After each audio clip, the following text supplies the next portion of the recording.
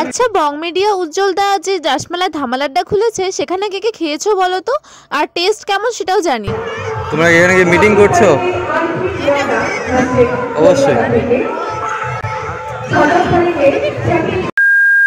So hello everyone, চলে এসেছি আমাদের কোচবিহারের সব থেকে বড় মেলা রাসমেলায়, যেটার জন্য আমরা কোচবিহারবাসীরা পুরো একটা বছর ওয়েট করে থাকি। তো ফাইনালি সেটা শুরু হয়ে গেছে, আর তোমরা যখন ভিডিওটা দেখছো সেটার মানে প্রায় শেষের দিকে হয়ে গেছে। আমরা বাঙালিরা যেরকম দুর্গাপুজোর জন্য সারাটা বছর ওয়েট করে থাকি, আমরা কোচবিহারবাসীরা কিন্তু এই রাসমেলাটার জন্য প্রচুর ওয়েট করে থাকি সারাটা বছর। তো আমি এখন চলে এসেছিলাম মদনমোহন বাড়িতে, সেখানে রাস ঘোরাবো, তারপর রাসমেলায় যাব। তো আমি এখন ওয়েট করছি কেউ একটা হাতটা ছাড়ুক এই রাস্তা, সেখানে আমি ধরবো, কারণ আমি এত লম্বা যে ওদেরকে পার করে আমি যেতে পারবো না। তো ফাইনালি একটা চান্স আমি পেয়ে গেছি, আর এখানে আমি রাস্তা ঘোরাচ্ছিলাম। এটা কিন্তু অনেক বড়, তোমাদেরকে আমি পরে দেখাচ্ছি। আর এখানে শুধু মানে ভাই আমাকেই তুলছে, রাস্তা তো এখানে তোলেই নি, পরে অবশ্য তুলেছে। তোমরা দেখতে থাকো পুরো ভিডিওটা। জাস্ট মদনমোহন বাড়িটা দেখো কি সুন্দর লাইটিং করে, কত সুন্দর সাজিয়েছে। এটা না প্রচুর এখানে সবুজ দিয়ে ভর্তি, আর সেখানে এই লাইটগুলো ওফ চার চাঁদ লাগা দিয়া হ্যাঁ यहाँ पे। ও মাই গড, তোমরা জাস্ট দেখো ভিউটা আমার পেছনে, কি দারুণ লাগছে এই জায়গাটায়। আর এখানে আমি কি বকর বকর করছিলাম আমি নিজেও বুঝতে পারিনি তারপর, কারণ এখানে এত আওয়াজ টাওয়াজ হচ্ছিলো। মেবি আমি রাস্তাকে দেখানোর চেষ্টা করছিলাম, পরে আমি নিজেই বুঝতে পারিনি। তো সেই ভয়েসটা দিলে তোমরা কি করে বুঝতে পারবে? তো চলো তোমরা পুরো ভিডিওটা দেখো। আর ভিডিওর ইন্ট্রোতে তোমরা যে ভুতিয়া কাণ্ডটা দেখেছো সেটা দেখতে কিন্তু একদম ভুলো না।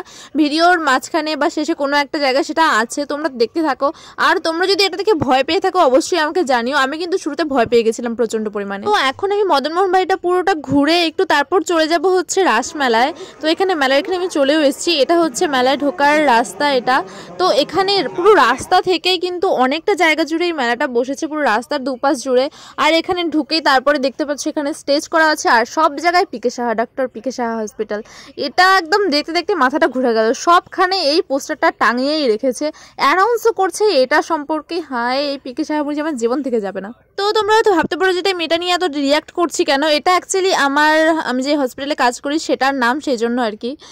তো যাই হোক, এখানে আমি ঘুরতে এসেছি। আর এই যে বাচ্চাদের খেলনাটা যেটা সাইডে তোমরা দেখতে পাচ্ছ, এটাতে ওঠার জন্য যে আমি কত কিছু করি, যে কোনো মেলায় গেলে আমি ওটার দিকেই আগে আধ ঘন্টা তাকিয়ে থাকি, কারণ আমি ওটাতে খুব ওঠার ইচ্ছে। বাট এই বয়সে তো আর আমাকে সেটা ওঠাবে না। তো যাই হোক, এখানে আমি দাদাকে বলছিলাম যে একটু রিকোয়েস্ট কর, যদি আমাকে উঠতে দেয়, তাতে 100 টাকা 150 টাকা হলেও কোনো ব্যাপার না, যদি আমাকে উঠতে দেয় একটু। বাট জানি আমি উঠতে দেবে। দাদা সেটাকে ইয়ারকি মেরে বলছিল ওটাতে তোকে উঠতে দেবে না, চল এই গাড়িগুলোতে তোকে ওঠাই। এটাতে অবশ্যই আমি ছোটবেলায় উঠেছি, ওগুলোতে উঠেছি, বাট এখন আমার বেশি করে ইচ্ছে করে আরও এগুলোতে উঠতে। যদিও গাড়িগুলোতে আমি উঠবো না, বাট ওটাতে আমার উঠতে খুব ইচ্ছে করে। তো ফাইনালি বলছিল যে এগুলোতে ওঠ, এগুলোতে ওঠ। আর আমি রেগে রেগে আগে আগে চলে যাচ্ছিলাম এখানে। আরও বলছে চল উঠবি না, আমি বলছি উঠাচ্ছিস না, আবার বড় বড় লেকচার দিচ্ছিস না। তো ফাইনালি ঘুরতে ঘুরতে চলে এসেছিলাম বং মিডিয়া উজ্জ্বলদার ধামালাড্ডার সামন দিয়ে। আর সামনে কি লেখা আছে জানো, মানে ওই সাইডে লেখা আছে ওগো খেয়েছো, এরকম কিছু একটা। আমি বলছি যাকে ভালোবাসার মানুষ বলার নেই, মানে কি খেয়েছো, তাকে এখান থেকে বলবে ওগো খেয়েছো, ওই দেখো ওগো খেয়েছো। তো যাই হোক, এখানে তোমরা ধামালাড্ডা যে মানে উজ্জ্বলার যে ধামালাড্ডা খুলেছে রাসমেলায়, সেখানে কে খেয়েছো অবশ্যই জানিও আমাকে। আর প্রাইস আর টেস্টটা কেমন অবশ্যই জানিও। আমি এখনও খাইনি এখানে, যদি ভালো হয় তাহলে অবশ্যই খাবো। তোমরা অবশ্যই জানিও কে খেয়েছো এখানে। নমস্কার, ঐতিহ্যবাহী এই মেলায় আগত সকল আর এখানে হয়তো তোমরা আমার ফেসটা দেখে বলবে যে আমি মুখ কেন এরকম করে বাংলার বাজারের মতন করে আছি। এখানে আমি ভাইকে আর দাদাকে বলছিলাম চল হচ্ছে নাগরদোলায় উঠবো, বাট ওরা না নাগরদোলায় উঠছে না কিছু করছে। তারপর এখানে বলছিলাম এই যে কিউট কিউট ব্যাগগুলো দেখছো, এত পুচু মুচু মানে ব্যাগগুলো, এগুলো বলছিলাম একটা আমাকে কিনে দে, সেটাও কিনে দিচ্ছি না। আমি যেটাই বলছি সেটাই শুধু না না বলছে, আর আমার মাথাটা শুধু খারাপ হয়ে যাচ্ছে। কেন নিয়ে এসছে মেলাতে কে জানে, এটা কিনে দে সেটা কিনে দে বলছি, সেটাও কিনে দিচ্ছে না। এমন নয় যে আমি কিনতে পারবো না, বাট দাদার সাথে এসছে তো ওই কিনে দেবে, ওরই টাকা খরচ হবে না, আমি কেন টাকা খরচ করবো এখানে এসে? তাহলে ওর সাথে আসে আমার লাভ কি হলো? জানিবে 120 মানে জানিবে 120 না 120।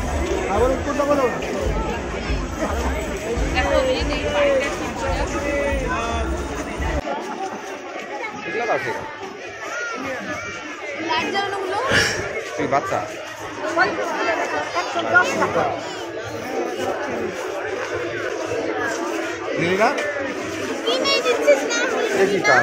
আর আমার দাদাটা এত পাজি, টাকা খরচ হওয়ার ভয় বলছে আজকে থেকে মানে আজকের জন্য তুই আমার দিদি, আমি তোর ভাই, তুই কিনে দে আমাকে, আমি তোকে কিছু কিনে দিতে পারবো না।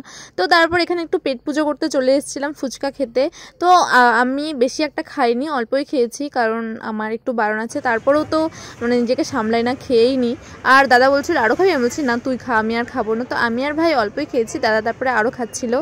আর টেস্টটা বেশ ভালোই ছিল, খারাপ ছিল না ফুচকাটা। আর গাইস তোমরা ভিড় দেখেছো অবস্থাটা। অ্যাকচুয়ালি আমাদের মেলাটা থাকে 15 দিন, 15 দিন আগে থাকতো, এখন 20 দিন বা 22-25 দিন এরকমও থাকে, মানে অনেকটাই বেড়ে যায়। আর প্রথম থেকে শেষ পর্যন্ত একই রকমের ভিড় থাকে। দেখতে পাচ্ছ আমরা কিন্তু শুরুতেই এসেছিলাম, শুরু হয়েছে তার 2-3 দিন পরেই এসেছিলাম। তো তখনও কি হারে ভিড় দেখো, আর দিন যাবে তো মানে ভিড় বেড়েই চলবে শুধু। আর এখানে আমি দাঁড়িয়ে দাঁড়িয়ে কি করছিলাম জানো, দাদা থেকে কি সেলফি তুলছে না ফটো তুলছে কি করছে, মানে আমার থেকে বেশি ও করছে, ও কিন্তু কোথাও কিছু দেবে না। আর আমি তখন থেকে খুঁজে চলেছি এই যে ভুতিয়া গুহা, সারা মেলায় আমি এটা খুঁজে চলেছি এটা কোথায় আছে। এই গুহাটার কথা আমি হচ্ছে বং মিডিয়ার যে উজ্জ্বলদা ওরই একটা ভিডিওতে দেখেছিলাম। এবার রাসমেলা আমি এটাতে যাওয়ার জন্য অ্যাকচুয়ালি এসেছি। যাবি ভূতের গুহা, যাবি যাবি কেন যাবি, চল।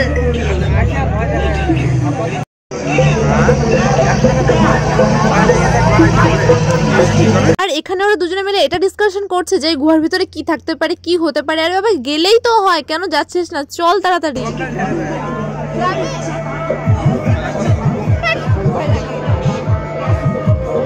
বাট সত্যি বলতে গাইস আমি সাহস তো দেখাচ্ছি, বাট আওয়াজটা বাইরে থেকে যে আওয়াজগুলো আসছিল সেটা শুনে কিন্তু আমার ভয় লাগছিল।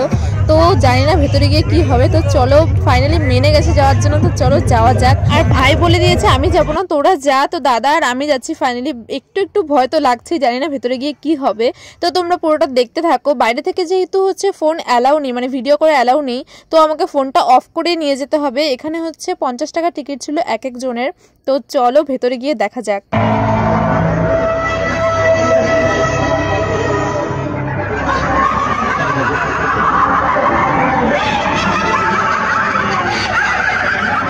ভয় কিন্তু আমার লাগছে প্রচন্ড পরিমাণে।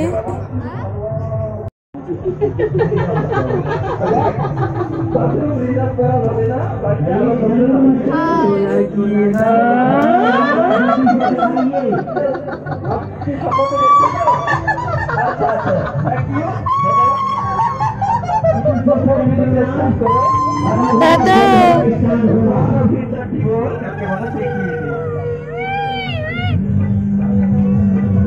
তো তোমরা কে কে ভয় পেলে বলো এগুলো শুনে আর দেখে।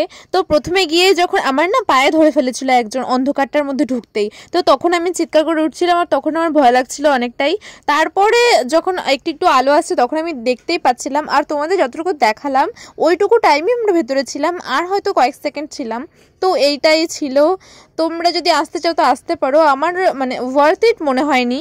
তো যাই হোক তারপরে ওখান থেকে চলে এসেছিলাম কিছু জিনিস কেনাকাটার জন্য। তো তোমরা তো জানোই আমাদের নতুন ঘর হচ্ছে, তো সেজন্যই আর কি ডেকোরেশনের জন্য কিছু জিনিস দরকার। এখানে কিছু প্ল্যান্টস দেখছিলাম, যদিও এগুলো আর্টিফিশিয়াল, এগুলোই নেওয়ার প্ল্যান চলছিল। তো আমি আর দাদা দেখছিলাম কোনটা পছন্দ। এখান থেকে কিছু জিনিস বেশ পছন্দ হচ্ছিল, বাট এগুলোর কি দাম, সত্যি প্রচন্ড দাম নিচ্ছিল এখানে। তো আর এখানে ছোট ছোট যেগুলো আছে এগুলো আমি কয়েকটা নিয়ে নিয়েছিলাম, এগুলো বেশি কালারফুলগুলো নিইনি, আমি শুধু সমস্ত সবুজগুলো নিয়েছিলাম প্রথমে। আর সেই লম্বা লম্বা যেগুলো আছে মানে ওই লতানো, ওগুলোও আমার বেশ ভালো লাগছিল। ফাইনালি দেখো আমি এখান থেকে কতগুলো ফুলের মানে এরকম টব নিয়ে নিয়েছি, অনেকগুলো নিয়ে নিয়েছিলাম।